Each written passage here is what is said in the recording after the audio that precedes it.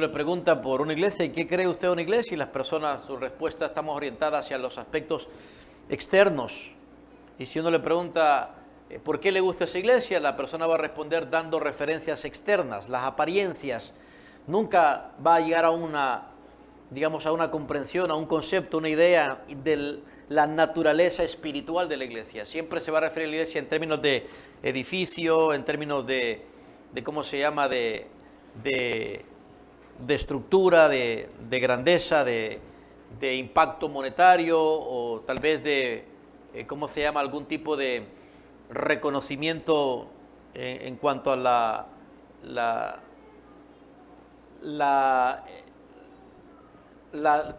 digamos, la promoción mercadológica que le han hecho a ese lugar. Entonces, es realmente complicado y entonces muy pocas personas realmente están interesadas en saber qué es iglesia, y para nosotros creo que somos de esas pocas personas. Porque no hay nada más importante para nosotros que asegurarnos de que estamos en una iglesia cristiana, en vez de estar perdiendo el tiempo jugando a la iglesita, jugando a ser cristianos si no lo somos. Entonces esa es la razón por la que hace unas tiempo atrás comenzamos a poner atención a este asunto, y estamos dejando que el Señor nos instruya respecto a esto. Y dijimos que nosotros queremos ser parte de una iglesia auténticamente cristiana. Queremos ser cristianos de una iglesia cristiana. No simpatizantes, ni visitantes, sino queremos ser parte de una iglesia cristiana como cristianos que nos corresponde ser. Y queremos estar seguros que somos parte de una iglesia original, auténtica, sea lo que sea nuestra condición, digámoslo así, en cuanto a lo monetario, lo económico. Eso es lo que no nos importa. No nos preocupa que no estemos al tamaño de otras iglesias, no nos preocupa que no estemos a la posición social y económica de otras iglesias. Lo que nos preocupa es si Cristo está con nosotros y somos una iglesia de Él. Eso es lo único que nos preocupa. Es lo único que realmente importa. Entonces, dijimos que hay una garantía, más que una promesa, una garantía para que una iglesia, cualquiera iglesia local que representa la iglesia de Cristo, hay una garantía para que cualquier iglesia descanse con seguridad en que es una iglesia edificada por Cristo. Y esa garantía es justamente que Cristo la está edificando. Una iglesia auténticamente cristiana es aquella que está siendo edificada por Cristo mismo, que es el Señor de la iglesia. Hemos dicho que nuestra buena y sólida edificación espiritual depende de eso. Y por lo tanto, nosotros como cristianos nos corresponde confiar y estar satisfechos en que la iglesia cristiana es diseñada por Cristo, originada por Cristo, fundada por Cristo, edificada y dotada por Cristo. De esa manera, entonces, esas afirmaciones categóricas no dejan espacio como para que el hombre pueda de alguna manera reclamar que esta es mi iglesia y que la iglesia es así porque así es como me gusta que sea la iglesia. No hay sentido, no hay razón. Cualquiera que quiera tener su propia iglesia, entonces tiene que decir, esta es mi iglesia, no es la iglesia de Jesucristo, sino es la iglesia de fulano de tal, que tiene su sello, tiene todas sus características humanas. Pero la iglesia cristiana auténtica no es de características humanas. Obviamente se refleja a través de seres humanos, pero es, como ya hemos aprendido, diseño divino, origen divino, fundación divina, edificación y dotación divina. Entonces todos los cristianos pertenecemos a Cristo y por lo tanto todos los cristianos somos edificados por el Cristo de la iglesia, y esto es tan importante que ya sea a través de una enseñanza en el Nuevo Testamento de los apóstoles, también tenemos una enseñanza en el Nuevo Testamento de Lucas, un colaborador de los apóstoles, el doctor Lucas, quien a través de la narrativa en el libro de los Hechos nos da a conocer realmente qué es lo que sigue pasando con el Cristo que resucitó. ¿Qué es lo que sigue pasando? Lo que sigue pasando con el Cristo que resucitó es que se sigue manifestando el Cristo resucitado a través de un grupo de personas que ahora se llaman iglesia. Eso es lo que viene. Y eso es lo que Teófilo, el lector de aquel libro de los Hechos, podía darse cuenta. Cuando él recibe estos libros, Teófilo, el excelentísimo, tal y como es reconocido en el libro de Lucas, el libro de los Evangelios de Lucas, él tiene la oportunidad ahora de no solamente estar bien fundamentado, bien convencido de quién es Jesús, porque eso, hermanos, eso tiene que quedarnos a nosotros bastante claro. O sea, el cristianismo o el cristiano no está, sus convicciones no pueden ser flojas. El cristiano es aquella persona que es convencida por argumentos sólidos.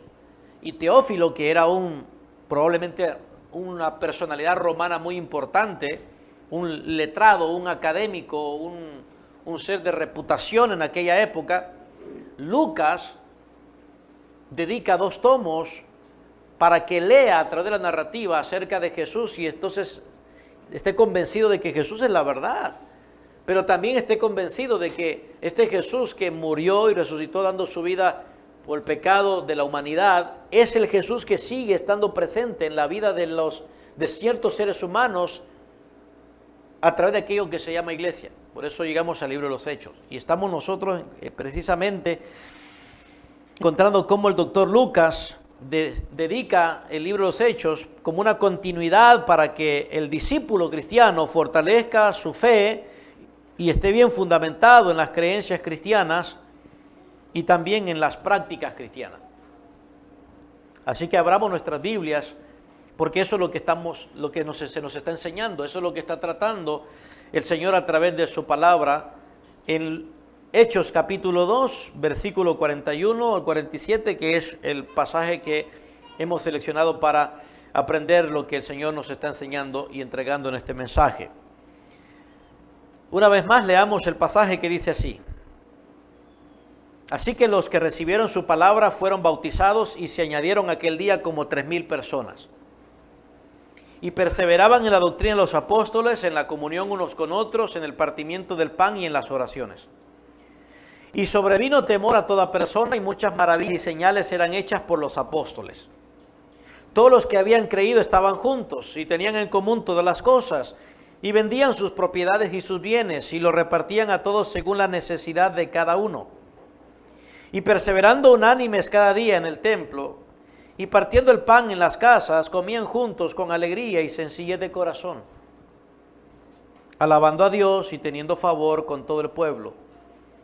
Y el Señor añadía cada día a la iglesia los que habían de ser salvos. Es la palabra del Señor y que ahora vamos a explicar, vamos a exponernos a ella. Por favor, inclinemos nuestros rostros y oremos. Padre, pedimos de nuevo tu bendición. Sabemos que el entendimiento de las verdades espirituales no basta con leerlas. Y el interpretarlas no es suficiente con nuestras capacidades intelectuales. Nos estamos exponiendo ante verdades espirituales, ante la revelación del Dios que trasciende y supera nuestro limitado y restringido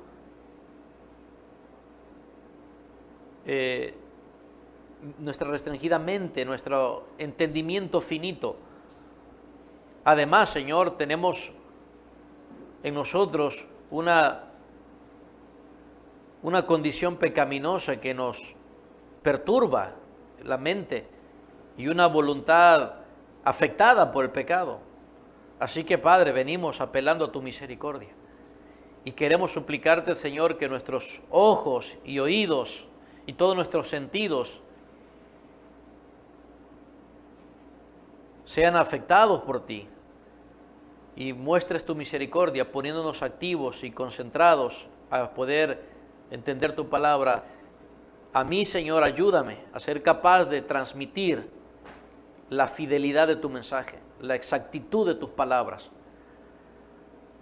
Ser capaz, oh Señor, de respetar tu mensaje, de no adulterarlo, no alterarlo por mis pensamientos, que es tan fácil, Señor, querer imponer mis ideas, querer imponer y manipular a los que oyen con lo que a mí me gustaría.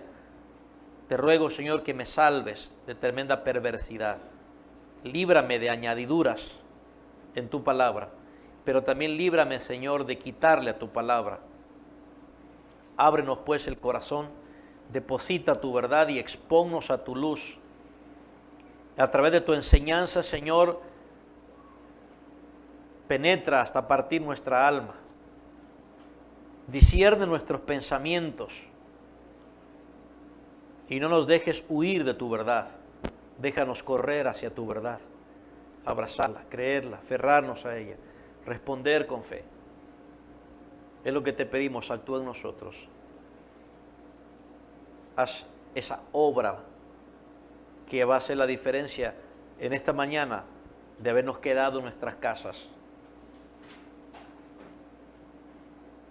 Por favor, Señor, provéenos lo necesario para conocerte más. Es nuestra súplica. Conságranos a tu palabra para entenderla y conságranos a ella para obedecerla al final de lo que habremos de oír. Te lo pedimos en Jesucristo nuestro Señor. Amén y amén. Muy bien, entonces hemos dicho que la vida cristiana comienza y existe de la misma forma en que la iglesia comienza y existe. Bueno, de acuerdo aquí al lado, aunque lo que leímos solamente es una parte, la iglesia comenzó. ¿Cómo comenzó? La iglesia comenzó con Cristo, comenzó cuando Cristo fue predicado. Toda conversión humana inicia de la misma manera. O sea que en otras palabras, el cristiano comienza su vida cristiana de la misma forma en que la iglesia comienza su vida como tal. Y es que comienza y existe a través de Jesucristo. Salva, Cristo es el que edifica. Y eso es que justamente lo que aquel discípulo llamado Teófilo y a la vez nosotros debemos estar bien entendidos y bien instruidos con respecto a esto. De modo que esta mañana vamos a continuar nosotros con la 14ª oportunidad y ocasión que tenemos de poner nuestra mente y ir no solamente versículo a versículo, sino parte a parte, ir comprendiendo la totalidad de este mensaje que se encuentra no escondido, sino revelado más bien en esta narrativa que hemos leído allí. Vamos a continuar entonces con el sermón titulado Siendo edificados por el Señor de la Iglesia. ¿Y qué es lo que estamos aprendiendo en este pasaje que hemos leído? Estamos aprendiendo que la edificación de la iglesia es la perfecta obra de nuestro Señor Jesucristo. Esa es la verdad, ese es el mensaje que encontramos detrás de este relato. O sea, en el asunto de este relato no hay otra razón para que leamos este relato, sino que veamos a Cristo como el que edifica perfectamente su obra. Y lo sabemos porque Lucas destaca a Jesús en su protagonismo dentro de este relato cuando dice al final del versículo 47 que el Señor añadía cada día los que habían de ser salvos. Es el Señor. Ahí está, Lucas quiere llamar la atención del lector para decir, miren, la iglesia es producto del Señor. La iglesia no es fabricación humana. La iglesia es un asunto de cuidado del Señor. La iglesia es del Señor y por lo tanto Él tiene la prerrogativa de hacer lo que tiene que hacer para que la iglesia sea lo que tiene que ser y para que la iglesia exista como tal. Es el Señor y ese es el punto. Así que todo discípulo cristiano tiene esta garantía, tiene esta esperanza, tiene esta verdad como fundamento. ¿Quién es el que me ha salvado? Cristo. ¿Y quién es el que mantiene a salvo mi vida? Cristo. Lo mismo, ¿quién es el que ha originado la iglesia? Cristo. ¿Y quién es el que mantiene la iglesia como tal funcionando hasta el final? Tanto así que las puertas de la muerte, dijo Jesús, no van a prevalecer contra la iglesia. Cristo. De modo que el cristiano es una persona no insegura, sino segura.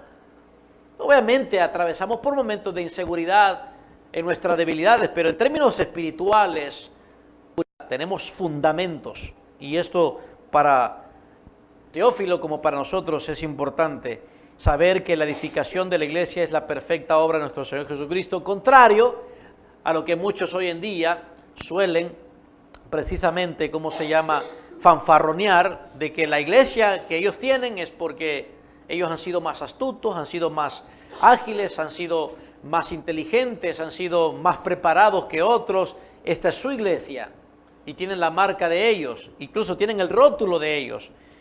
¿verdad? Pero la iglesia de Cristo es la perfecta obra de Él. Y eso es lo que estamos aprendiendo, lo que precisamente el texto bíblico quiere que nosotros aprendamos. Ahora, ¿para qué estamos aprendiendo esto? ¿Para qué aprender esto? Bueno, lo que debería pasar con el aprendizaje de lo que tenemos aquí en este pasaje es que mientras nos comparamos nosotros con la enseñanza de este relato y nos examinamos para experimentar corrección, renovación y transformación, nosotros podamos estar adoptando un compromiso renovado de colaborar en la edificación de nuestra iglesia de acuerdo al plan del Señor. En cada parte que vamos avanzando, cada cosa que parece nueva que vamos aprendiendo, lo vamos aprendiendo con esta finalidad. Al final, lo que queremos es ver resultados en nosotros, porque Dios siempre nos enseña para traer resultados. La palabra de Dios es útil para enseñar, redarguir, dice, corregir e instruir en justicia. Ahí está, la palabra instruir es ponernos bajo un nuevo andar, bajo un nuevo camino, bajo nuevas directrices. Ese es el cambio. Así que hay resultados que esperamos o resultados que ya deben estar siendo vistos en nosotros. Y para lograr entonces comprometernos con esto, que tenemos ahí en pantalla, comprometernos a ser un cristiano que colabora edificando nuestra iglesia de acuerdo al plan del Señor, dijimos que necesitamos reconocer los componentes de una iglesia edificada por Cristo. Con estos componentes podemos estar seguros de que nuestra iglesia está siendo edificada por Cristo y cuando no lo está siendo edificada por Cristo.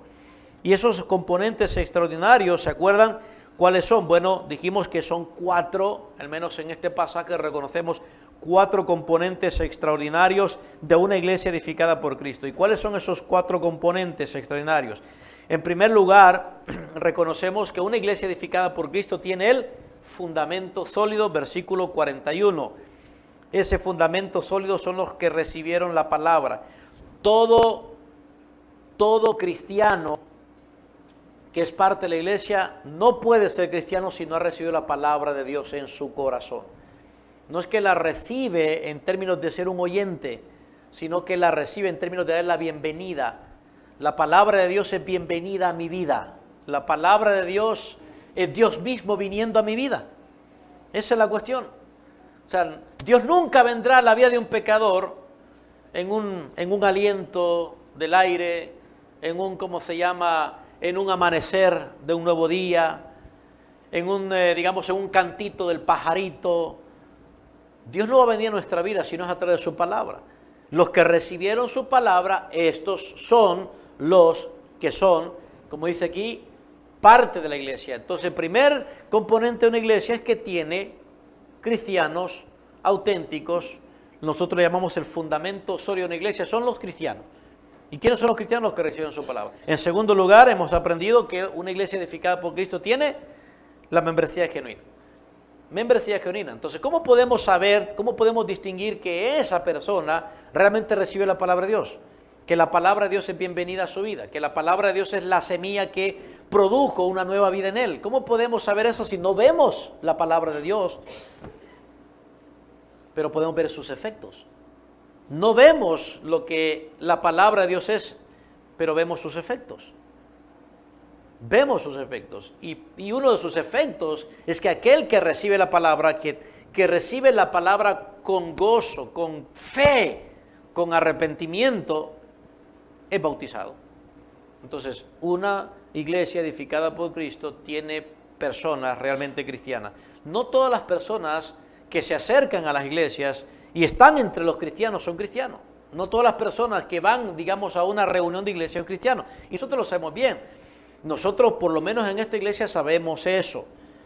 Por eso, al que es incrédulo, lo tratamos como incrédulo. Y no es que tratamos mal a los incrédulos, ¿verdad? Pero es un incrédulo.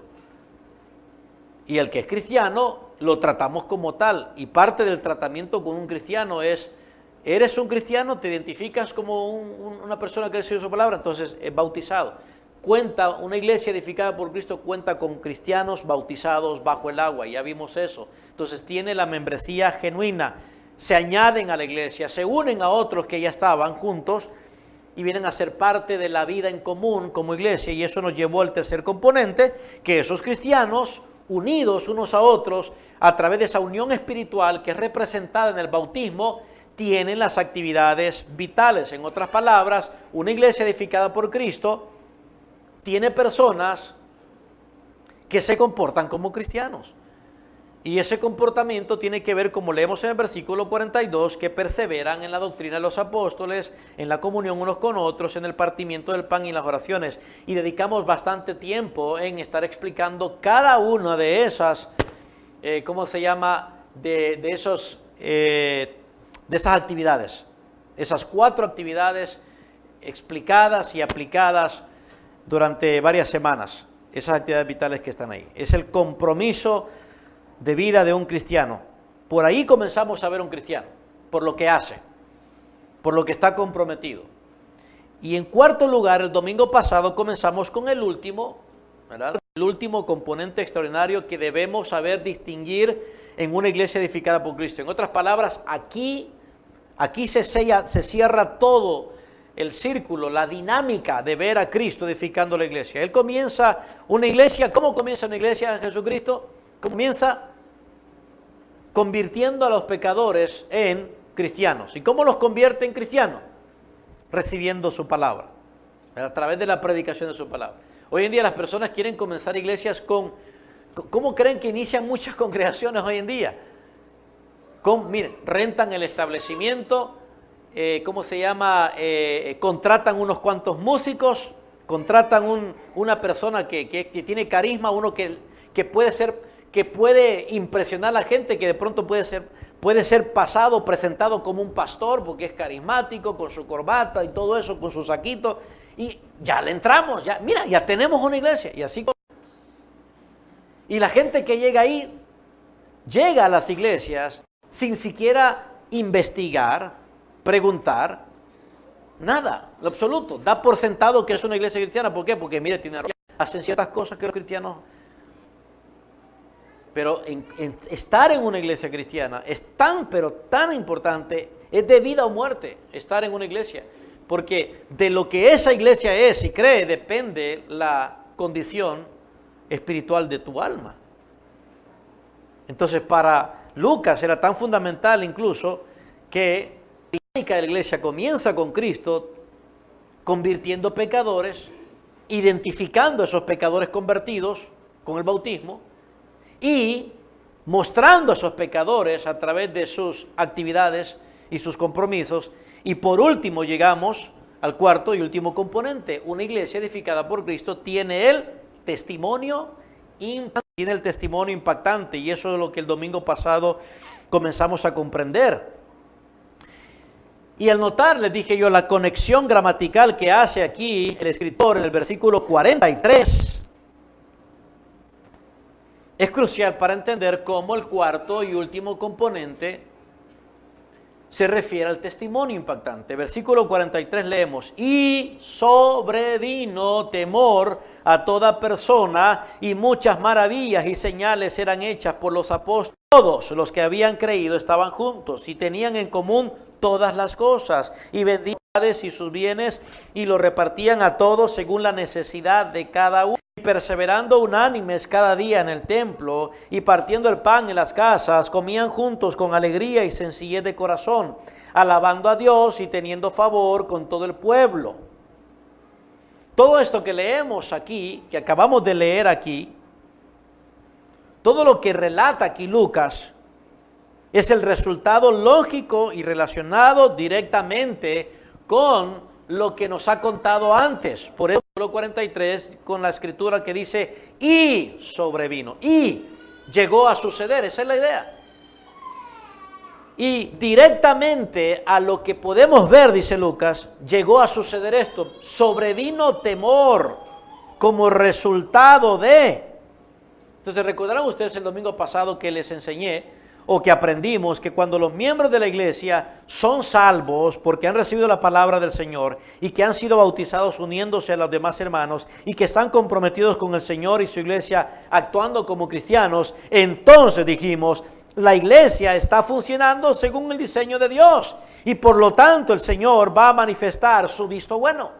¿Y cómo va a manifestar el Señor su visto bueno en esta iglesia que está teniendo cristianos bautizados y comprometidos? ¿Cómo va a manifestarlo? ¿Cómo va a dar a conocer que esta es una iglesia en la que Él está presente en su vida espiritual? ¿Cómo? ¿Se acuerdan? ¿Cómo lo va a hacer? Lo que Él va a hacer para manifestar que realmente esta iglesia es una manifestación de su realidad espiritual, que es una iglesia con su diseño y que Él está edificando, lo que va a suceder es que como resultado de todo eso va a haber un testimonio impactante. Él va a provocar un testimonio. Él va a hacer que suceda, y es lo que Lucas quiere que veamos. Y sobrevino temor. Es como Lucas dijera, y mira, resultado de esto, directamente, esto es lo que sucede. Y sobrevino, llegó a suceder algo que no era, algo que no estaba pasando, de forma sobrenatural llega a suceder. ¿Qué es eso que llegó a suceder de forma sobrenatural? Temor a toda persona. Y de ahí comienza entonces el testimonio impactante. Un testimonio impactante que sucede en la iglesia edificada por Cristo es la obra sobrenatural del Señor, y todo lo que resulta es la obra sobrenatural del Señor. El testimonio de la iglesia entonces es consecuente con la obra perfecta que el Señor está realizando. Y aquí tenemos el testimonio de un grupo de personas que son salvadas divinamente, unidas divinamente y transformadas divinamente. Todo el testimonio de la iglesia da testimonio de Dios. Es lo que Lucas quiere que veamos. Es lo que Lucas quiere que sepamos. Toda la iglesia como tal, todo lo que sucede en la iglesia de esta manera es testimonio de que es de Dios la iglesia. Es iglesia de Dios cuando vemos esto aquí. No es iglesia del hombre. Es sobre la gloria de Dios, no la gloria del hombre. Y ese es el testimonio al que nosotros debemos aspirar. Debemos tener como miembros de esta iglesia ese deseo de tener este testimonio impactante, que solo va a ser posible si nosotros, que al igual que aquellos, somos los que recibimos la palabra, somos los que permanecemos unidos en un compromiso de membresía y somos los que permanecemos comprometidos con estas actividades vitales. De allí pues entonces Dios va a manifestar un testimonio impactante. Entonces el testimonio impactante no es un logro humano. Llamamos impactante porque es obra sobrenatural, y lo que vamos a estar haciendo, dijimos el domingo pasado, es precisamente observando ese impacto o esa forma de testimonio impactante que tenemos aquí. Y esto desafía todo criterio para nosotros. Este testimonio impactante que encontramos aquí en versículo 43-47 es un desafío del testimonio que nosotros damos, y es un desafío del testimonio que tenemos. Ahora, recordarán que les dije que vamos a estar poniendo entonces atención en estos domingos a los diferentes aspectos que sobresalen de este testimonio. Lo que queremos saber es de qué modo se manifiesta este testimonio impactante. Y hemos dicho que Lucas, en el versículo 43, cuando dice sobrevino temor a toda persona, nos dice que el testimonio de una iglesia edificada por Cristo se puede medir de alguna manera si observamos lo que sobresale. ¿Qué es lo que se manifiesta en el testimonio de una iglesia? ¿Qué es? Bueno, el domingo pasado les expliqué el primer aspecto que debemos saber sobre un testimonio impactante. ¿Qué es lo primero que se manifiesta para poder ver un testimonio impactante, hermanos? ¿Qué es lo primero? Dijimos que es asombro. Es un asombro sobrenatural. Dice la palabra de Dios que sobrevino temor a toda persona. Eso llegó a suceder cuando antes no estaba pasando. ¿Qué pasaba antes en esa ciudad en Jerusalén, antes de que esto ocurriera? ¿Qué pasaba? Lo que pasaba era que la comunidad entera, los judíos que estaban reunidos precisamente ese día de Pentecostés, capítulo 2, para darse cuenta, ¿qué sucedía? No había temor. Lo que había más bien, ¿qué era? Las personas, todas en Jerusalén, se burlaban de lo que estaban viendo. No había temor, no había asombro, no había respeto. Si se acuerdan ustedes, cuando las personas que estaban reunidas allí en el día de Pentecostés vieron que algo sobrenatural había ocurrido con los 120 cristianos que ya existían, ellos se burlaron de ellos, según el capítulo 2, versículo 13. Burlándose decían, están llenos de mosto. No había asombro. ¿Qué es lo que había? burla, se ridiculizaban a aquellos cristianos. Pero luego, cuando vemos que la iglesia inicia, porque la iglesia no había iniciado con esos 120 personas, solo eran 120 juntas, 120 personas que todavía no contaban con el sello de la presencia del Espíritu Santo para comenzar la iglesia como tal. La iglesia comienza y comienza con cristianos que reciben la palabra y comienza con cristianos que se unen juntos en carácter espiritual, en una sola familia espiritual que comparten su vida, y vemos que ellos comienzan a hacer cosas juntos y permanecen haciendo cosas juntos y perseveran. Allí es donde vemos el interés de Lucas, es en la iglesia, y por lo que la iglesia es que el Señor va a manifestarse. ¿Y cómo se va a manifestar? Va a manifestarse otorgándole o concediéndole a esa iglesia un testimonio impactante. ¿Cómo se ve un testimonio impactante? Lo primero que manifiesta es asombro. Es asombro. Dice, sobrevino temor. Y hablamos de eso el domingo pasado, sobre la palabra temor, que no es miedo. No es que la gente comenzó a tener miedo a los cristianos, sino respeto. Cierto grado de admiración.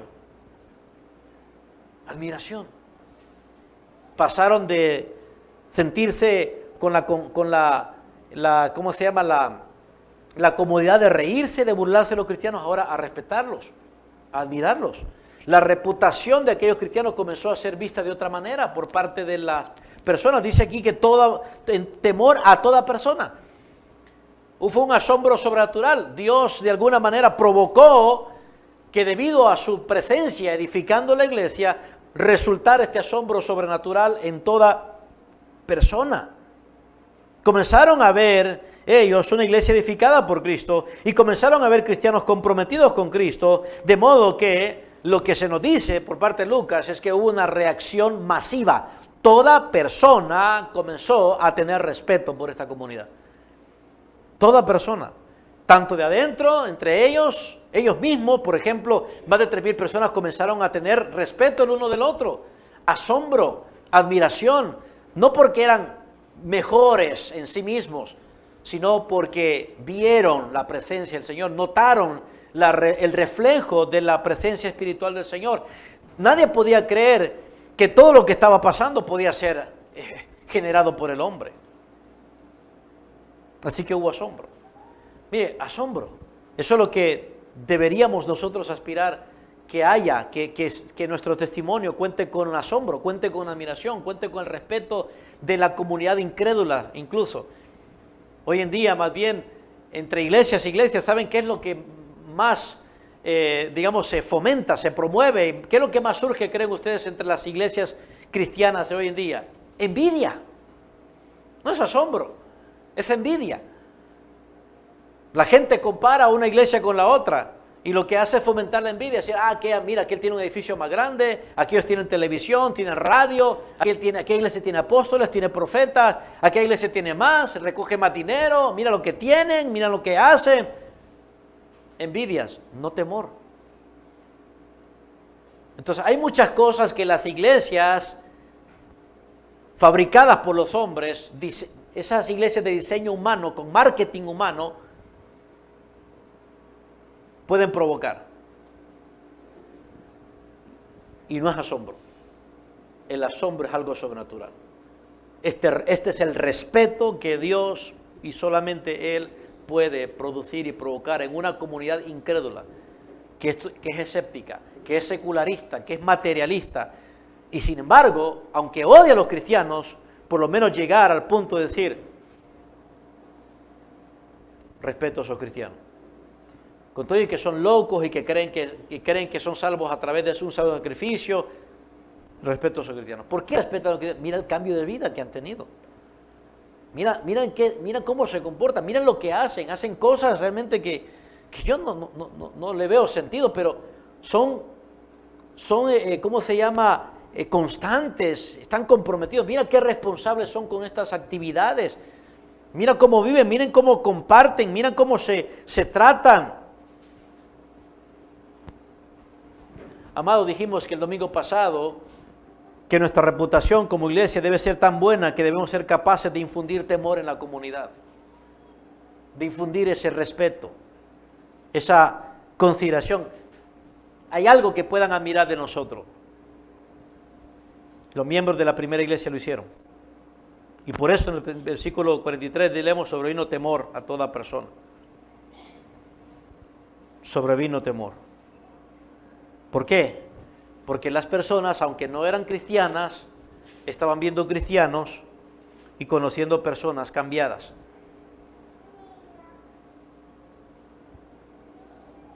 Las personas no podían tener otra respuesta al ver cambios sobrenaturales. Esa es la cuestión. Ven, nosotros podemos hacer cosas humanas que lo único que puede provocar en las personas es envidia, o críticas, o señalamientos. Pero cuando Cristo es el que está edificando y está presente, real en la vida de la iglesia, edificando esa iglesia, inevitablemente, digámoslo así, casi como automáticamente, el mismo Señor se va a encargar de otorgarle a esa iglesia local una buena reputación, de modo que la comunidad la respete. No es un respeto que nosotros nos ganamos en vista de lo que hacemos. Es una admiración que el Señor mismo provoca, porque al final el Señor es interesado más en la reputación de Él que en la nuestra. Una iglesia refleja a Cristo o no lo refleja. Y eso es lo que nos importa. Ese es el testimonio que se manifiesta cuando la iglesia está siendo edificada por Cristo. Hermanos, es lo que nosotros deseamos como iglesia local aquí en Choloma, aquí en la San Carlos. Si deseamos tener este tipo de reputación, este tipo de testimonio, entonces tenemos que tener un fundamento sólido, tenemos que tener la membresía genuina, tenemos que tener las actividades vitales y comprometernos con ellas. Y por la gracia abundante del Señor tendremos un testimonio impactante, lo cual se va a ver manifestado por asombro sobrenatural. Ahora, en segundo lugar, el segundo aspecto que describe y pone de manifiesto lo que es un testimonio impactante es el siguiente. Noten conmigo el versículo 43. No solamente sobrevino temor a toda persona, sino que, ¿qué es lo que continúa diciéndonos el texto? Y muchas maravillas y señales eran hechas por los apóstoles. Vamos a llegar hasta ahí, vamos a parar hasta ahí. Miren, leamos de nuevo. Y muchas maravillas y señales eran hechas por los apóstoles. ¿Cuál es el segundo aspecto que pone de manifiesto este testimonio impactante? Este resultado sobrenatural de una iglesia edificada por Cristo. ¿Saben cuál es? Hemos considerado que un testimonio impactante se ve reflejado a través de un asombro sobrenatural de las personas. Entre nosotros tenemos un asombro por lo que la iglesia es. Desde afuera, la comunidad tiene cierto asombro por lo que la iglesia ahora ve que es. Nunca tendrá un asombro de lo que la iglesia es si no tiene un asombro de la vida que nos ven. Pero el otro aspecto que tenemos ahí para ver manifestado un testimonio de impacto, ¿saben cuál es, hermanos? Poder sobrenatural. Un testimonio impactante pone de manifiesto el asombro sobrenatural, que es la respuesta de las personas que son expuestas a lo que es una iglesia cristiana. Y en segundo lugar, poder sobrenatural. Y es lo que leemos aquí. Lucas quiere decirnos que una iglesia edificada por Cristo, que tiene este testimonio impactante, es porque refleja poder sobrenatural. Ahora, déjenme explicarles esto, y por eso solo voy a explicarles esto, porque toma su tiempo. Es un pasaje difícil. Es un pasaje, mejor dicho, esa declaración es un poco difícil. Ustedes dicen, pero ¿por qué va a ser difícil? Sí, yo lo entiendo clarito, dice usted. Ahí dice, muchas maravillas y señales eran hechas por los apóstoles. Sí, eso es lo que dice, pero ¿qué significa eso? Porque normalmente es lo que la gente hace. La gente lo que hace es leer y sin saber lo que significa en su contexto, ya lo quieren aplicar. ¿Y cuál cree usted sería que la aplicación inmediata de la gente común y corriente? ¿Cuál creen ustedes que sería la aplicación? Mire, es bíblico que hagamos maravillas y señales. Es bíblico. Eso es lo primero que la gente diría, ¿no es cierto? Mire, yo voy a una iglesia donde hagan maravillas y señales. ¿Por qué? Porque es bíblico. Mira, es bíblico. Mira, aquí lo leo yo, aquí lo leo yo. Pero esa no es realmente la forma correcta de tratar con la palabra de Dios. Porque, como bien lo decimos, yo leo eso, pero lo que leo le hace falta interpretarlo. Nosotros no debemos leer y aplicar inmediatamente, tenemos que leer, luego interpretar, para que de esa interpretación correcta y precisa apliquemos. Entonces, toma un poquito de tiempo, créanme, toma un poquito de tiempo. De modo que vamos a concentrarnos únicamente en esto que entendemos aquí, o vemos aquí, que Lucas se refiere a poder sobrenatural. Un testimonio impactante es aquel que manifiesta poder sobrenatural. Muchas maravillas y señales eran hechas por los apóstoles. Miren lo que dice aquí Lucas. Lucas se está refiriendo a dos expresiones para contarnos sobre otra manifestación del testimonio impactante. Pero él une esas dos palabras. Hay dos palabras que él utiliza ahí y él las junta para referirse a una misma cosa. Tanto las maravillas y señales comunican una sola idea. ¿Cuál es la idea de Lucas? Lucas quiere hacer sobresalir o quiere resaltar que dentro de ese testimonio impactante que viene automáticamente o directamente de una iglesia edificada por Cristo, eso es poder sobrenatural, es poder sobrenatural del Espíritu de Dios.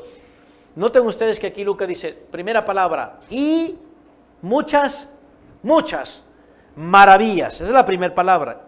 O algunos pueden traducirla prodigios, otros pueden traducirla milagros, es lo mismo. Maravillas, prodigios o milagros es lo mismo. Pero la otra palabra, ¿cuál es? Y señales. Son dos cosas, escuchen bien esto, son dos cosas inseparables para manifestar el poder de Dios. ¿Cómo sabemos que son inseparables? Bueno, porque Lucas literalmente las conecta gramaticalmente de modo inseparable cuando escribe lo siguiente. Mira el versículo 43. Y, esa palabrita, y muchas maravillas. En otras palabras, al inicio de la primera palabra de maravilla tenemos el y en medio de las dos palabras tenemos ¿qué? Otro i. ¿Saben qué significa eso en la gramática griega? Que tanto lo uno como lo otro vienen a ser una sola cosa. Eso es lo que quiere decir Lucas. Tanto las maravillas como las señales son una manifestación del poder de Dios. De modo que lo que Lucas quiere decir es lo siguiente: lo uno sucede en relación interdependiente con lo otro. Donde uno se manifiesta, el otro también debe acompañarle. En otras palabras, donde hay un milagro, debe ir acompañado con una señal. Eso es lo que Lucas quiere resaltar. Donde algo está presente, el otro tiene que también estarlo. Ni el uno ni el otro suceden solos, son complementarios. Y esto es muy importante para interpretar bien este. ¿Por qué? Porque normalmente las personas, cuando leen este texto, lo primero que les atrae, ¿qué es, hermanos? ¿Qué les atrae? Maravillas, milagros, prodigios. ¿Y acaso no? O sea, lo primero que despierta en nuestra naturaleza y condición carnal, ¿qué es? Codiciar esto. Ay, a mí me gustaría ver esto en la iglesia, me gustaría. Ay, yo ya estoy, no sé, ya me aburren esos cultos en la Iglesia Bíblica Bautista Fuente de Vida. No veo nada ahí maravilloso. Me gustaría un día, un domingo, llegar y de pronto ver un milagro. Además, es bíblico. Entonces la gente se ve atraída por palabras como esa. Es atractiva, es impresionante. Maravillas, milagros, prodigios. ¿Cómo creen ustedes que las masas van a las campañas? ¿Cómo creen ustedes que esas iglesias grandes hacen esas campañas grandes? Donde van 10, 15, 20 mil, 30 mil personas. ¿Cómo?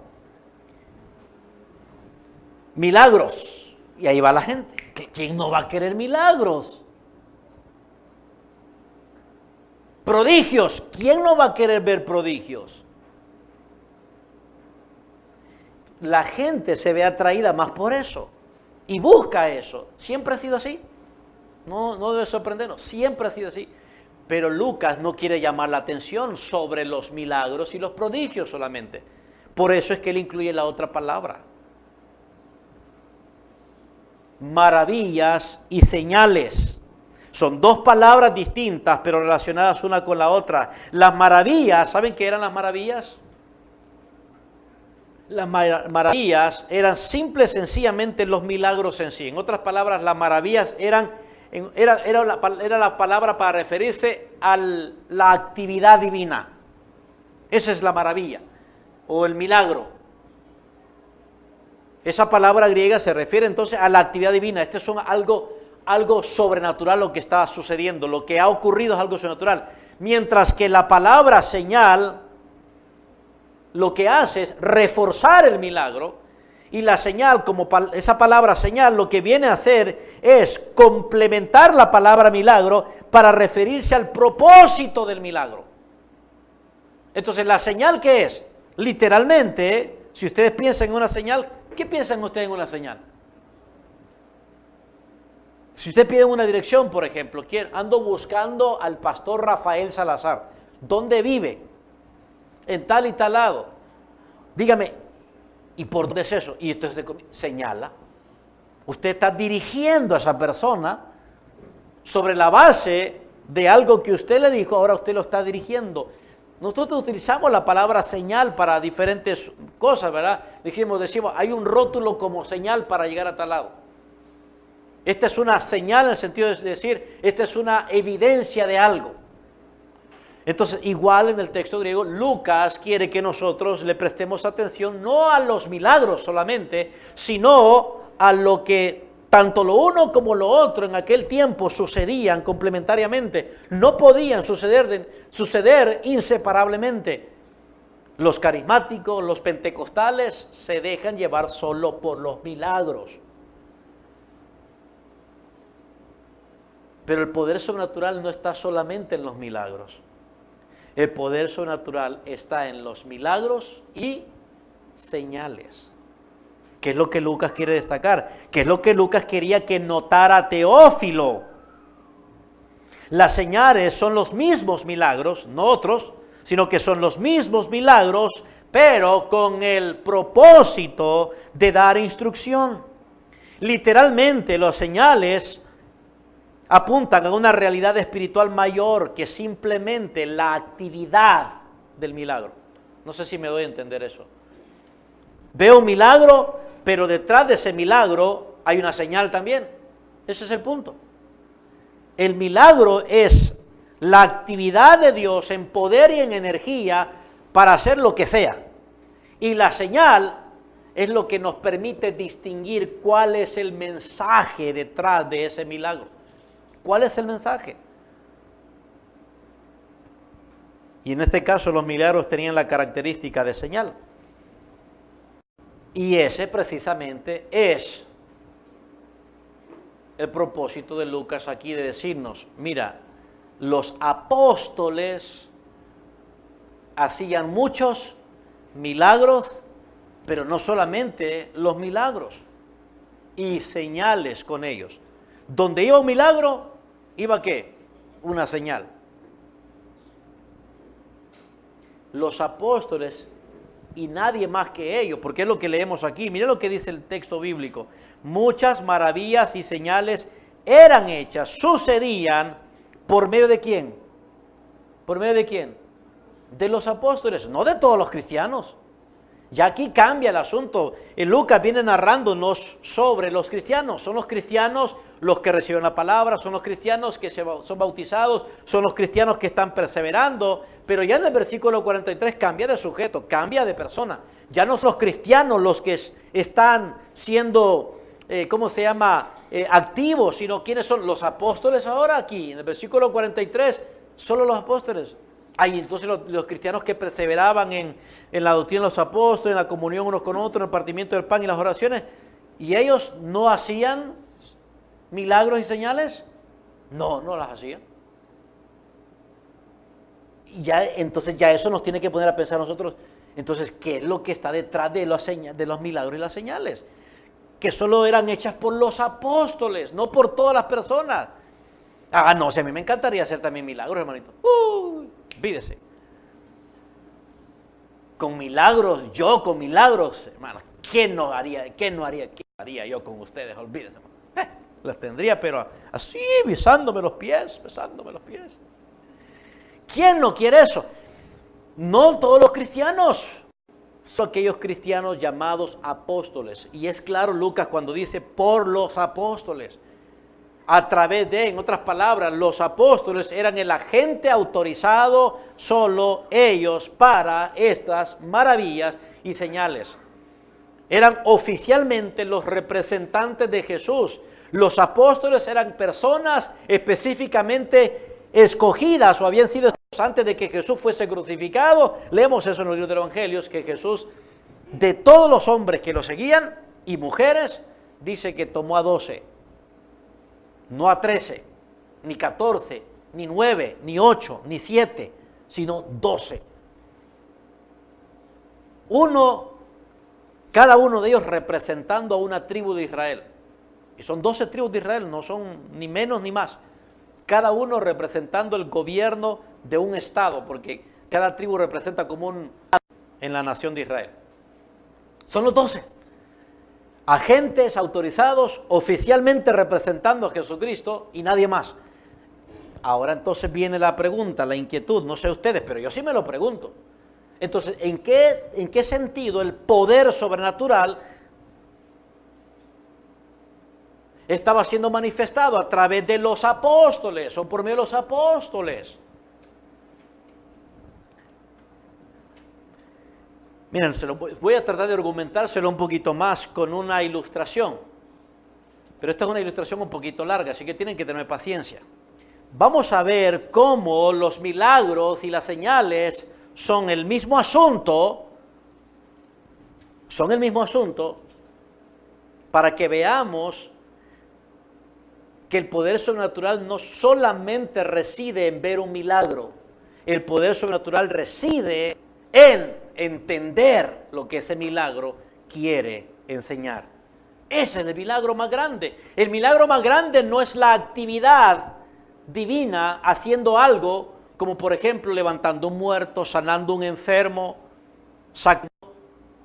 claro que ese es poder divino, pero el milagro como tal no está completo si no viene la señal juntamente con ello. Y la señal es apuntar, dirigir, guiarnos a ver la realidad espiritual más importante detrás de ese milagro.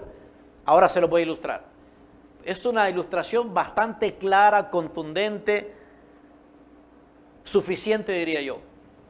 Yo creo que no hay mejor forma de entender la relación entre milagro y señal que tomar el libro de Juan, el Evangelio de Juan. ¿Ustedes ya han leído el Evangelio de Juan alguna vez? Si no, pues yo por lo menos se los he citado varias veces. Me encanta ese libro que escribió el apóstol Juan. Lo que al escribir este libro, su Evangelio, es justamente lo que estamos hablando aquí, de acuerdo a Lucas. Este es el caso de los milagros que Jesús hizo y que Juan el apóstol relata esos milagros con la característica más importante: ¿el milagro o la señal? ¿Cuál creen ustedes? La señal. Pero donde hay señal, ahí ha sucedido milagro. ¿Se dan cuenta de lo que estoy diciendo? Veamos esto. Miren conmigo el Evangelio de Juan. El propósito de este libro de Juan, ¿cuál es? El propósito del Evangelio de Juan, de acuerdo a Juan capítulo 20, versículo 30, ¿cuál es? ¿Cuál es, amados? Verso 30. Hizo además Jesús muchas otras señales en presencia de sus discípulos, las cuales no están escritas en este libro. ¿Notaron eso? Hizo Jesús muchas otras señales. ¿Qué son las señales? Son milagros.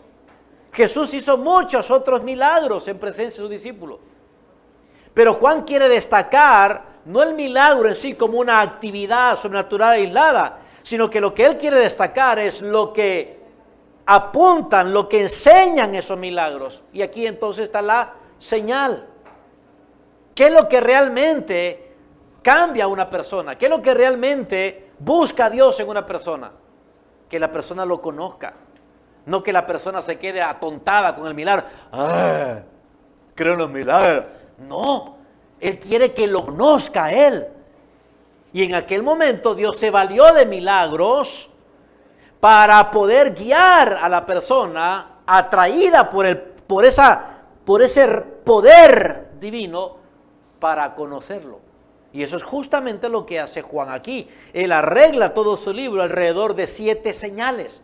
Dice él que Jesús hizo más de 7, pero el libro de Juan recolecta solo 7. Juan se encarga de redactar o registrar 7 señales o 7 milagros con la característica de instruir. ¿Qué es lo que, mire lo que dice el versículo siguiente, versículo 31? Pero estas señales, estas se han escrito para que creáis que Jesús es el Cristo. ¿Lo ven ustedes? Estos milagros, dice Juan, yo los he relatado, ¿para qué?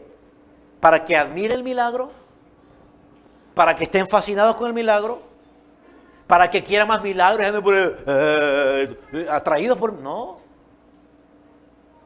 Para que creáis que Jesús es el Cristo.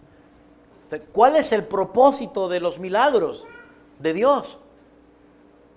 Al menos para Juan, ¿cuál era? Enseñar quién es Jesús.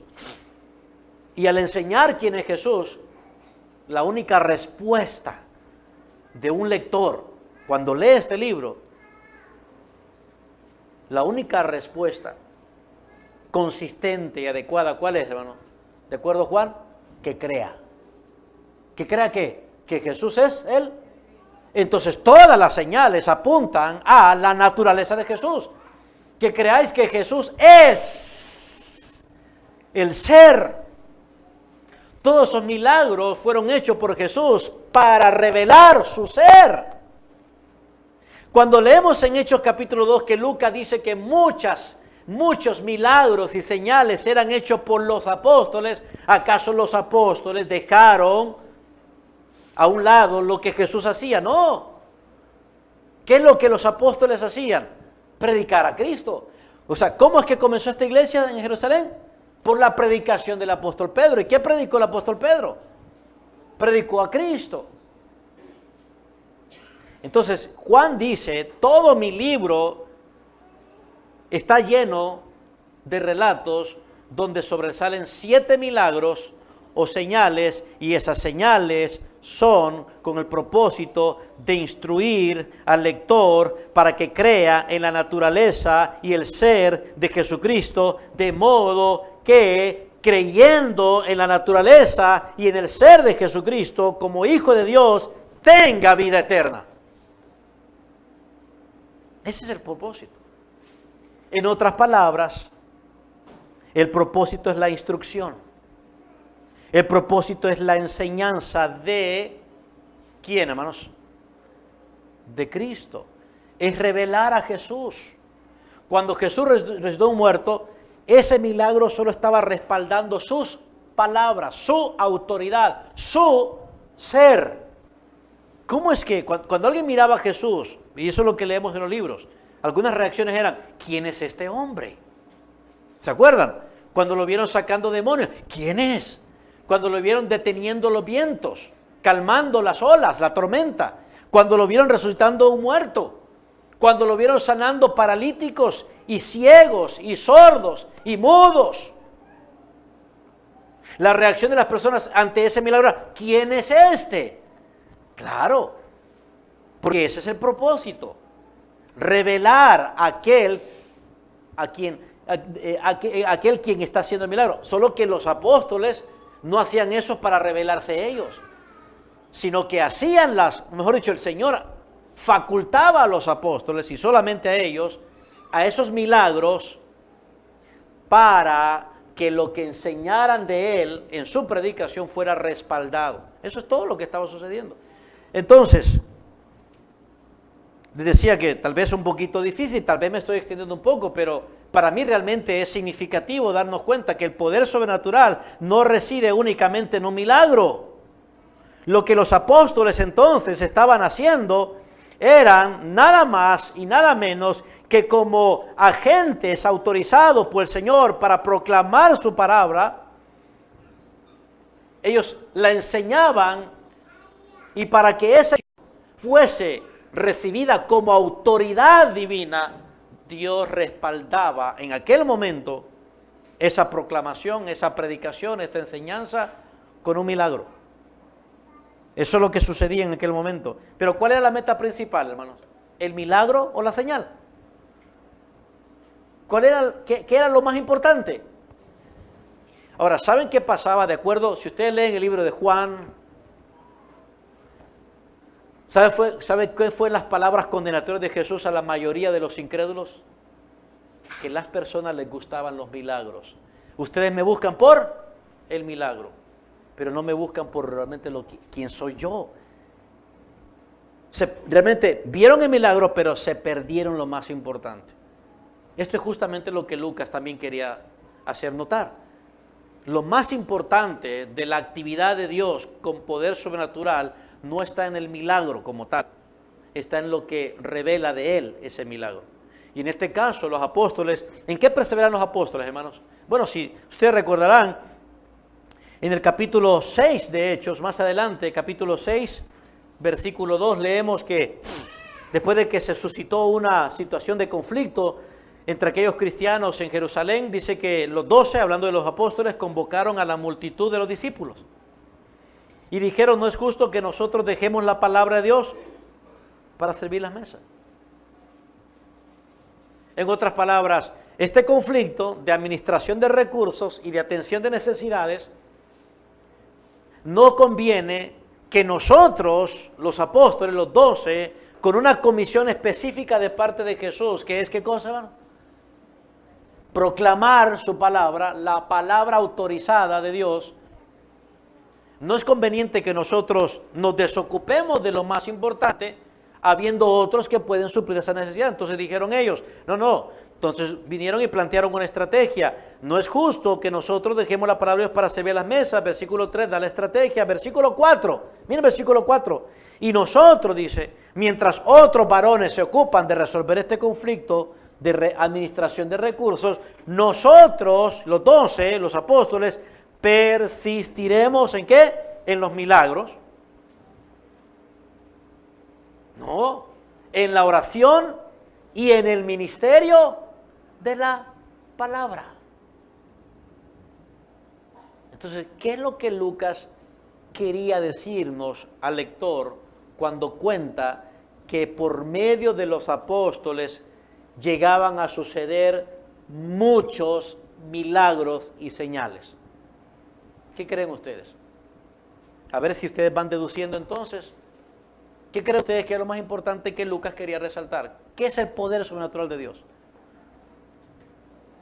Es su palabra. Es lo que su palabra hace. Es lo que su palabra produce. Y noten ustedes que cuando los apóstoles precisamente se comprometen y dicen: nosotros persistiremos en la oración, en el ministerio de la palabra. Miren el versículo 7. Y crecía la palabra del Señor. Exponencialmente se difundía. Eso de que crecía es que se ampliaba, se difundía, aumentaba. El sentido es una influencia potencial. Eso no lo harían los milagros. ¿Se dan cuenta? Los milagros jamás harían eso. Y crecía la palabra del Señor y el número de discípulos se multiplicaba grandemente en Jerusalén. También muchos de los sacerdotes, ¿escucharon eso? Muchos de los sacerdotes judíos obedecían a la fe. Pero no por los milagros, sino ¿por qué? Por la palabra.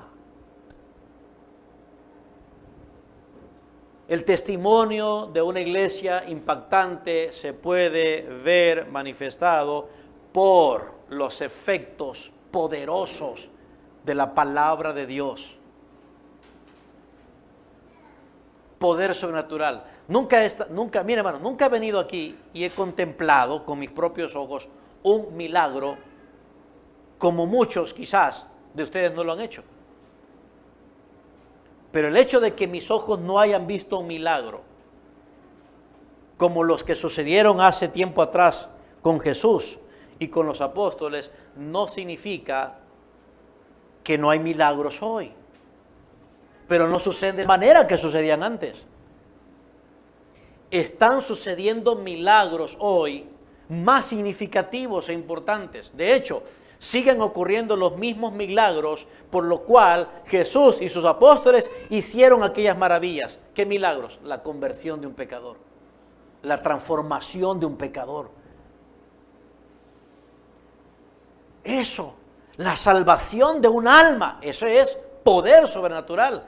El apóstol Pablo llamó a esa conversión, a esa salvación, poder de Dios, que se encontraba en el contenido del Evangelio. Miren conmigo Romanos capítulo 1. Y el apóstol Pablo está expresando su deseo de ir a Roma en aquel momento, y dice versículo 15, así que en cuanto a mí pronto estoy a anunciaros el Evangelio. Miren, yo quiero ir a Roma, dice Pablo. Ese es mi deseo, ir a Roma. Y dice, ¿cuál es la intención de él de ir a Roma? ¿Llevar milagros? No. ¿Saben cuál es su intención? En cuanto a mí, pronto estoy a anunciaros el Evangelio. O sea, lo que yo quiero es llegar a Roma y predicarles el Evangelio, no llevarles milagros. A menos que algún milagro Dios quiera usarlo, pero con el único fin de ¿qué? De revelar a Jesucristo. Pero miren lo que dice él. Pronto estoy anunciando el Evangelio también a vosotros que estáis en Roma. Versículo 16, porque no me avergüenzo del Evangelio, porque es poder de Dios para salvación a todo aquel que cree, al judío primeramente y también al griego. ¿Se dan cuenta? Aquí tenemos poder sobrenatural en el Evangelio, en su predicación. La proclamación de la palabra de Dios desata el poder salvador de Dios. Quizás no veamos esos milagros que nos gustaría ver. Quizás nunca veamos un milagro, quizás, como muchos lo vieron. Pero yo puedo ser testigo de milagros, de vidas cambiadas, transformadas, vidas adictas a vidas liberadas, vidas deprimidas a vidas apasionadas por el Señor, vidas idólatras a vidas que adoran al Señor. Personas mentirosas, diciendo la verdad ahora. Ladrones, trabajando y compartiendo con lo que tienen, que es lo que dice la Biblia. Orgullosos, viendo los humildes. Arrogantes, siendo cambiados. Homosexuales, siendo transformados. Afeminados, dice el capítulo 6. Ladrones, idólatras, afeminados, homosexuales, mentirosos. Y dice el apóstol Pablo, estos erais algunos antes, mas ahora sois poder. Fue por el poder de la predicación de la palabra. Una iglesia tiene un testimonio impactante cuando se manifiesta el poder de la palabra. ¿Y cómo se manifiesta el poder de la palabra? Convirtiendo personas, transformando las personas, cambiando sus hábitos, sus modos de vida, su estilo de vida, sus anhelos, sus pensamientos. A los corintios, el apóstol Pablo les recordó algo similar. Mientras que los corintios estaban bajo la influencia griega, estaban minimizando el poder de la palabra y estaban exaltando el poder del intelecto humano. Y el apóstol dice, no se equivoquen. El poder de Dios no reside en el mensaje humano, reside en su mensaje divino. Miren conmigo, capítulo 1, 1 Corintios, versículo 18. Porque la palabra de la cruz es locura a los que se pierden, pero a los que se salvan, esto es a nosotros, es poder de Dios. Ahora, ¿qué es la palabra de la cruz? Es otra expresión para hablar del Evangelio. La palabra de la cruz es otra forma de decir nuestro Evangelio. Lo que a los romanos les dijo que quería ir a predicar el Evangelio, a los corintios les dice la palabra de la cruz, porque para los griegos eso era el Evangelio. Un mensaje centrado en un débil carpintero que se había dejado crucificar como un criminal. ¿Qué mensaje poderoso puede haber detrás de un carpintero crucificado? Eso es lo que decían los griegos. ¡Qué ridículo! Me estás diciendo que la salvación de mi alma depende de poner la confianza en un carpintero crucificado, semidesnudo. ¡Qué ridículo! El apóstol Pablo dice, bueno, te puede parecer ridículo en tu intelecto, pero esa palabra de la cruz es poder de Dios. Es poder de Dios. Versículo 19, pues está escrito, destruiré la sabiduría de los sabios y desecharé el entendimiento de los entendidos. Versículo 21, pues ya que en la sabiduría de Dios el mundo no conocía a Dios mediante la sabiduría, agradó a Dios salvar a los creyentes por la locura de la predicación. Porque los judíos piden señales, aquí realmente milagros, la palabra milagros, piden milagros y los griegos buscan sabiduría, pero nosotros predicamos a Cristo crucificado. Para los judíos ciertamente tropezadero y para los gentiles locura. ¿Qué está diciendo? Ve, con los milagros nadie se va a salvar. Nadie se salva por los milagros. Vuelvan a leer el Evangelio de Juan. Y Jesús precisamente le dice a las personas que no quieren creer en Él, le dice, ¿por qué no me creen? Muchas obras he hecho frente a ustedes. ¿Por qué no me creen? Crean mis palabras. Los milagros no salvan. Pero cuando el milagro es entendido, cuando la señal acompaña al milagro y viene la instrucción, la revelación de quién es Jesús, de quién es Dios en Jesucristo, de allí viene la salvación del alma.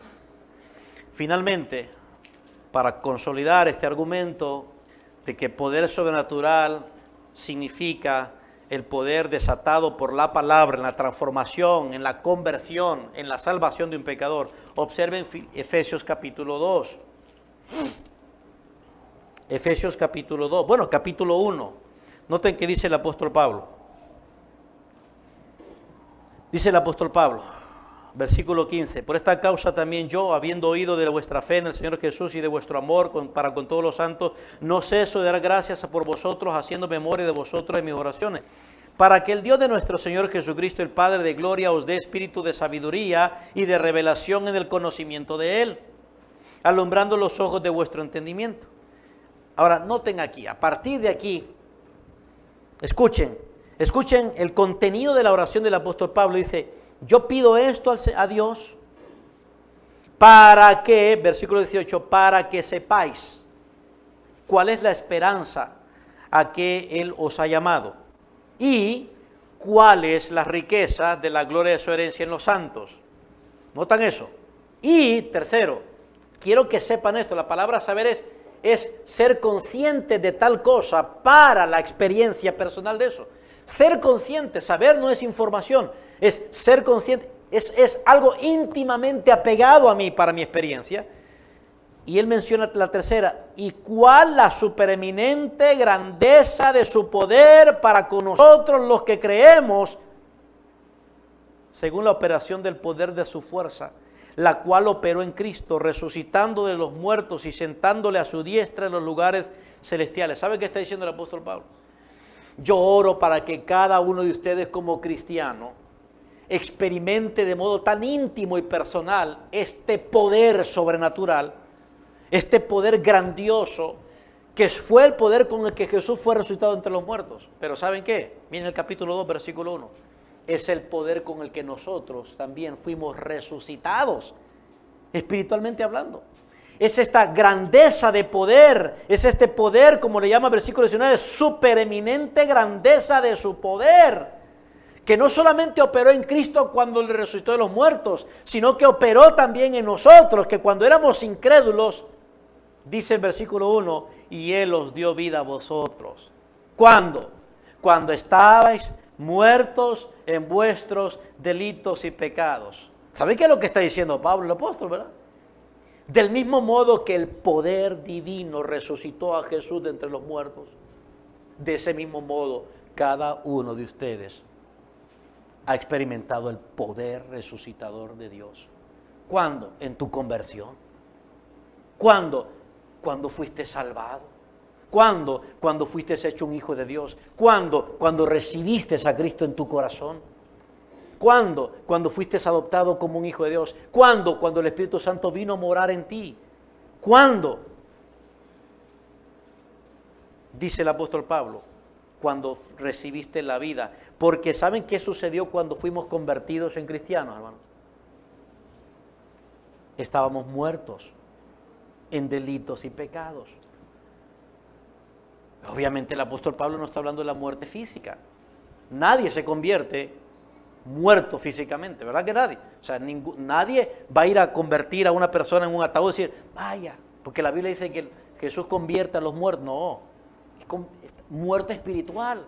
Todos nosotros estábamos muertos espiritualmente en nuestros delitos y pecados. Y vino el poder de Dios. ¿Y qué es lo que hizo el poder de Dios? Versículo 4. Pero Dios, rico en misericordia, por su gran amor con que nos amó, aun estando nosotros muertos en pecados, nos dio vida. ¿Saben qué significa dar vida a un muerto?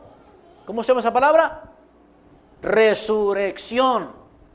Juntamente con Cristo. De modo que, así como el poder, la supereminente grandeza del poder de Dios se manifestó en la resurrección de Jesús, así es lo que sucede con un pecador. Es un milagro. Es un milagro. Que yo deje de amar las cosas de este mundo. Que yo deje de desear lo que destruye mi vida y destruye la vida de los demás. Que yo cambie mi forma de pensar. Que yo quiera tu estilo de vida, que yo desee el cielo y no solamente esta tierra, que yo anhele más lo espiritual que lo terrenal. Es un milagro. De eso natural. Y de eso es lo que Lucas está hablando. Y muchas maravillas y señales eran hechas por los apóstoles. ¿Qué tiene que ver todo eso, hermanos? Es el poder de la conversión, es el poder de la salvación, es el poder de la transformación. Ese es el poder sobrenatural. Cada milagro con la señal era con el propósito final y mayor de salvar a un incrédulo, en vez de alejarlo más de Dios. Hay personas que cuanto más milagros demandan, más se alejan de Dios. ¿Saben por qué? Porque a veces no es el milagro que quieren. Señor, usted pidió un milagro, pero no así. Y ahí van, con ese sentido de incredulidad, de autosuficiencia y de demanda. No, hermanos, para Lucas, todo lector cuando leía ese relato tenía que concebir la idea de que el gran poder divino siendo manifestado a través de sus agentes autorizados como los apóstoles, que eran en realidad maestros de la palabra. La gran meta eran efectos espirituales. Lo más importante era lo que pasaba en el interior del pecador. Así que la mayoría de las personas, por desgracia, se ven atraídos más por los milagros. Pero no debe ser así con nosotros. Mientras nosotros tengamos la palabra de Dios siendo expuesta, siendo diseminada, siendo predicada, siendo enseñada, siendo explicada, siendo como tenemos que estar haciéndolo, poder divino va a estar siendo desatado en almas adúlteras, en pecadores fornicarios, en pecadores mentirosos, tramposos, en pecadores atados y esclavizados a los deseos y pasiones vergonzosas, liberados por el poder de la palabra. ¿Se dan cuenta de lo que estamos viendo, hermanos? El testimonio impactante de una iglesia edificada por Cristo es ver su poder. ¿Cómo lo voy a ver, el poder? Pues ya hemos dicho, lo vamos a ver en la vida de personas salvadas, convertidas, transformadas.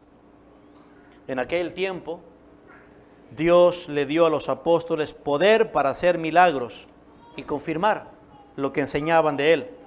Pero una vez que su palabra fue completada y que los apóstoles murieron,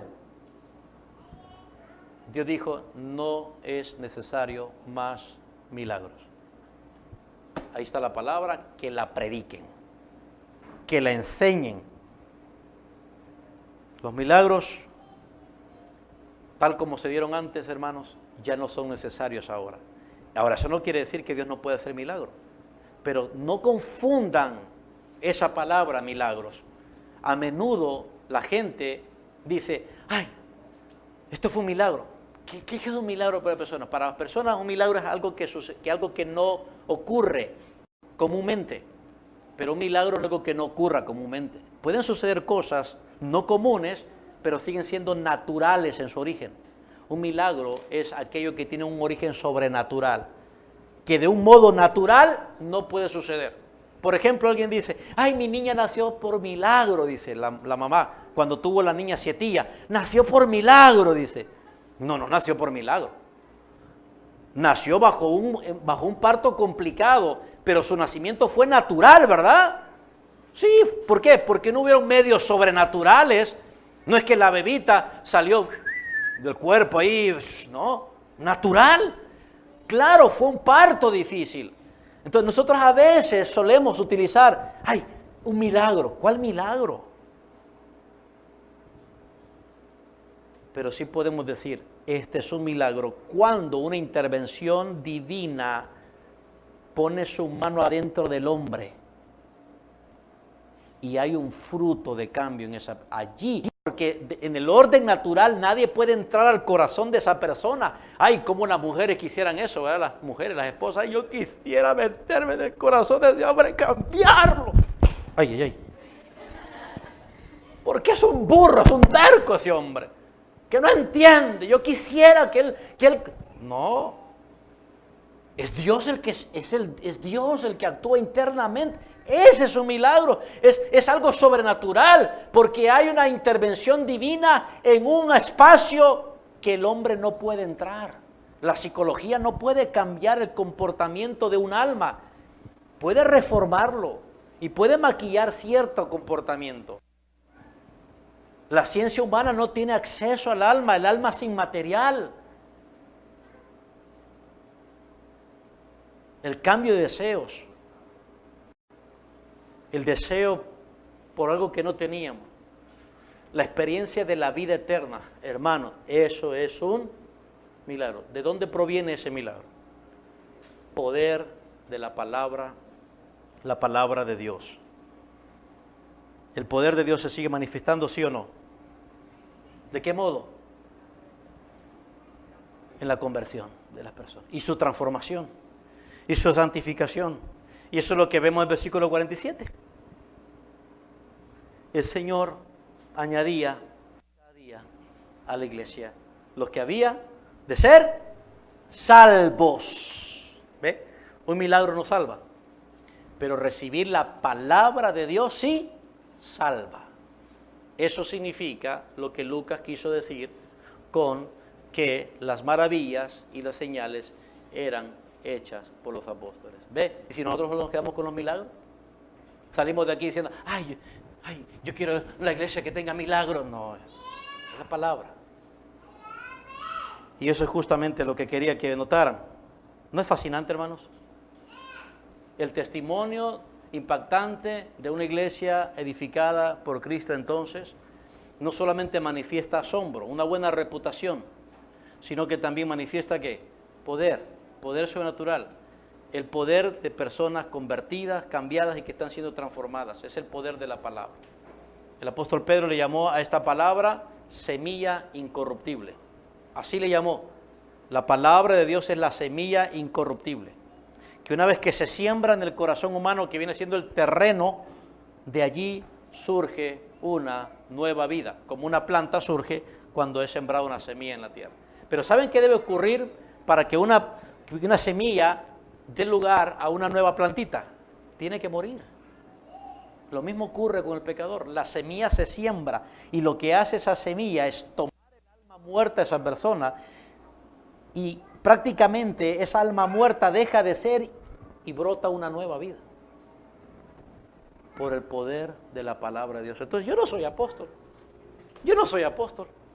pero mientras yo esté predicando su palabra, yo voy a seguir creyendo que Dios va a estar haciendo milagros. Mientras yo esté enseñando su palabra y la explique con claridad, yo voy a seguir creyendo que Dios está haciendo milagros. Y la única razón por la que me mantengo más de una hora parado ahí es porque creo que la palabra de Dios tiene poder. La única razón por la que yo no predico lo que a mí me gustaría y hago lo que todo el show que muchos hacen y todo lo que pueda atraer personas, la única razón por que me mantengo haciendo lo que de pronto no atrae a muchas personas porque no les ofrezco milagros, no les ofrezco prodigios, es porque creo que la palabra de Dios es suficiente poder. Y voy a seguir viendo milagros. Y el primer milagro que siempre estoy pidiendo, Señor, que continuamente esté transformándome. Y lo mismo es con ustedes. Lo mismo es con ustedes. De modo que así es como Cristo edifica una iglesia. ¿Se dan cuenta? Y ese es el testimonio que debemos aspirar a tener. La edificación de la iglesia es la perfecta obra de nuestro Señor Jesucristo.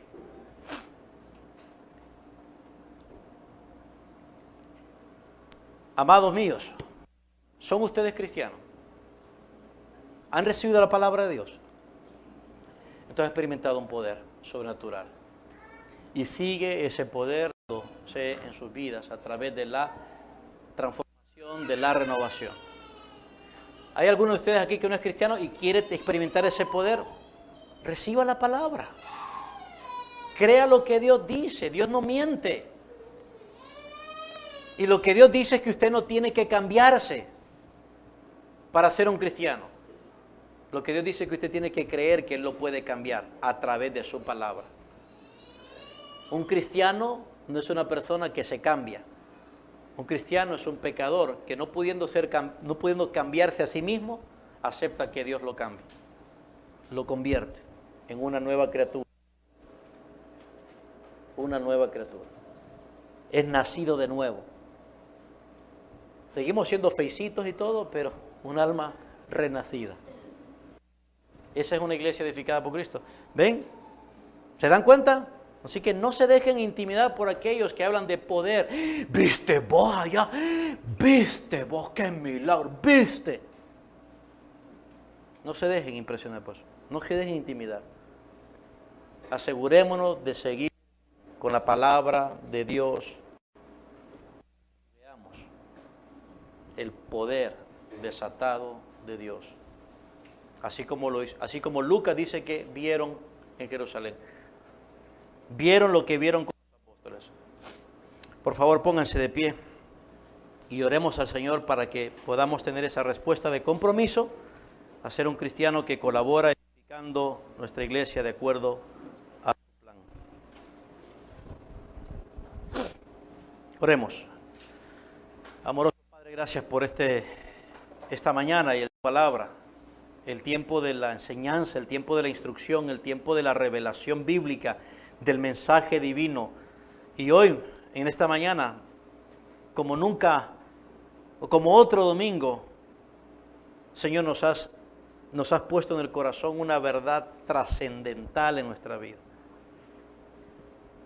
Nos has hecho entender y escuchar que el poder sobrenatural, que es parte de la manifestación de un testimonio impactante, ese poder reside en tu palabra que convierte el alma, que da vida a los muertos, que rompe cadenas, libera cautivos, sana y salva a los de alma corrompida. Tú sigues mostrándote misericordia, haces milagros para sanar cuerpos enfermos, pero tu mayor propósito no es una salud inquebrantable, sino un alma resucitada, un alma que no esté bajo condenación eterna. Oh Dios, danos una fe para corresponder a ese poder, porque dice lo que leímos hoy, es que el Evangelio salva a los que creen. Da fe que corresponde al mensaje de tu palabra, y no dejes que ninguno de los que aquí viven bajo condenación y la amenaza de caer en tus manos y ser hallados culpables sin Jesucristo, mueran sin Él. Hazlos ser cristianos, hazlos ser bautizados, hazlos ser unidos a la iglesia, hazlos actuar como cristianos, hazlos comprometerse con las actividades vitales y por sobre todas las cosas, hazlos ser parte de este testimonio impactante. Que la vida de cada uno de nosotros dé testimonio del poder tuyo en nuestras vidas.